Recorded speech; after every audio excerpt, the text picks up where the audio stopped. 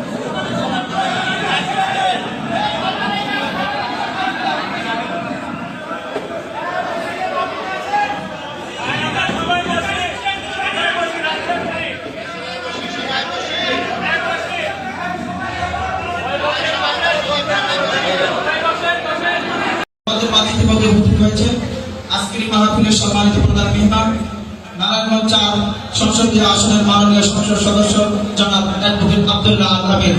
আমি আজকের এই অনুষ্ঠানে প্রধান মেহমানের বক্তব্য পেশ করার জন্য মাননীয় সংসদ সদস্য অ্যাডভোকেট আব্দুল্লাহ আল আমিরকে অনুরোধ করছি। আসসালামু আলাইকুম ওয়া রাহমাতুল্লাহ।